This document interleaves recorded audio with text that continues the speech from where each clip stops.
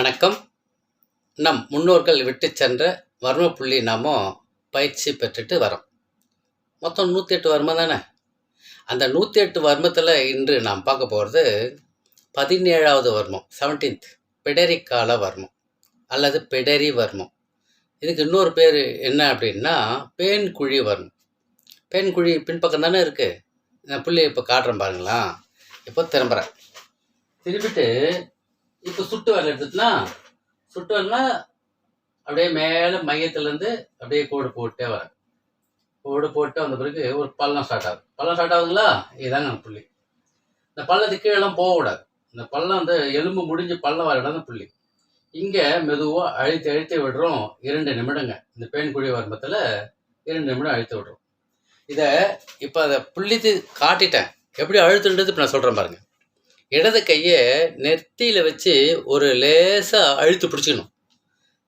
வலது கையினுடைய சுட்டு வரலை வச்சுட்டு இந்த புள்ளி முன்னாடி தெரிஞ்சுட்டு இல்லைங்களா, அங்கே வச்சு மெதுவாக அழுத்தி விடணும். ஏன் முன்னாடி பிடிச்சிக்கணும்னா நெத்தி ஆடக்கூடாதுன்றதுக்காக தான். இப்போ அழுத்தி விடணும். 2 நிமிஷம். 2 நிமிஷம் முடிஞ்ச பிறகு இந்த கையை மேலேருந்து கீழே பின்பக்கத்தில் இந்த கையை எடுத்துடலாம். மேலேருந்து பின்பக்கத்தில் ஒரு 30 செகண்ட்ஸ், கிட்டத்தட்ட ஒரு 9 முறை மேலேருந்து கீழே நம்ம தடவி விடணும். இவ்வளோதாங்க. இந்த பயிற்சி செய்ய வேண்டிய இவ்வளோதாங்க. ஆனால் நன்மை நிறையங்க. சுவாச மண்டலத்தில் சரியாகுது. வீசிங் ப்ராப்ளம் பார்த்தீங்களா, அது இந்த வரும் புள்ளியில் சரியாகுதுங்க.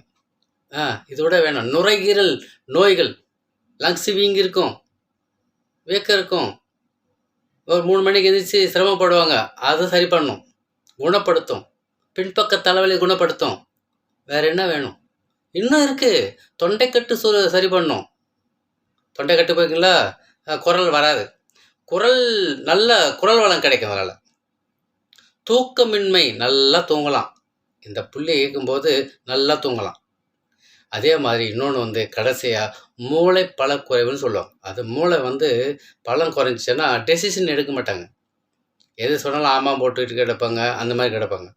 அவங்கள வந்து அவங்களா ஒரு தீர்வு எடுக்க மாட்டாங்க. அவங்களுக்கு அந்த புள்ளி இயக்கும்போது அவங்களுக்கு அந்த தன்மை, மூளையினுடைய தன்மை, அறிவுத்திறன் மேம்படும். இதை நம்ம எப்படி புள்ளி எங்கன்னு தெரிஞ்சுக்கிட்டோம், எப்படி இயக்கிறதுன்னு தெரிஞ்சுக்கிட்டோம், இதனால் நன்மைகள் தெரிஞ்சுக்கிட்டோம். இந்த புள்ளிகளை நாம் பயன்படுத்தி எந்த நேரத்தில் நாம் பயன்படுத்தி நம் உடலை காப்போம். நம் நலம் நம் கையில். அன்புடன் உங்கள் கண் ரவிவர்மன்.